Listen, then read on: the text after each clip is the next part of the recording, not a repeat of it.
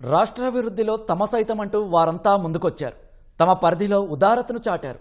గుడివాడలో జరిగిన స్వర్ణాంధ్ర స్వచ్ఛాంధ్ర కార్యక్రమంలో పాల్గొన్న సీఎం చంద్రబాబుకు తమ వంతు విరాళాలను అందించారు. అమరావతి కోసం గుడివాడ వాసి సాయి శ్వేత బంగారు గాజులు అందించారు. ఆమె కుమారుడు గణేష్ దాచుకున్న కిడ్నీ బ్యాంకు నగదును కూడా అమరావతి అభివృద్ధికి వినియోగించాలని కోరారు. స్వయంగా బాలుడు గణేష్ సీఎం చంద్రబాబు కిడ్నీ బ్యాంకును అందించాడు. గుడివాడ ఆర్టీసీ బస్టాండ్కు 3 కోట్లు విరాళం అనే నరసింహారావు, పుష్పలీలావతి దంపతులు ఇచ్చారు. బాబు కిట్టి ఇంట్లో ఇచ్చే డబ్బులు దాంట్లో వేసుకొని అది ఒక అలవాటుగా చేసుకునే డబ్బులు నేరుగా ఆ కిట్టి తీసుకొచ్చి ఈరోజు అమరావతి రాజధానికి ఆ డబ్బులు ఇచ్చే పరిస్థితికి వచ్చాడు.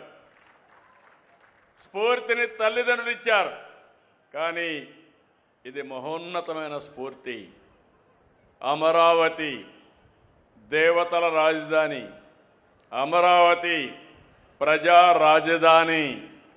ఈరోజు అలాంటి అమరావతి రాజధానిని కాపాడుకోవడమే కాకుండా దీన్ని నెక్స్ట్ లెవెల్కి తీసుకుపోయి ప్రపంచంలోనే నెంబర్ 1 రాజధాని ఏదంటే దానికి చిరునామాగా అమరావతిని తయారు చేసుకోవాల్సిన బాధ్యత మన పైనుంది. ఆడబిడ్డ స్పాంటేనియస్గా 2 గాజులు తీసి బంగారు గాజులు తీసి నేరుగా అమరావతికి డొనేట్ చేసిందంటే అది స్ఫూర్తిదాయకం.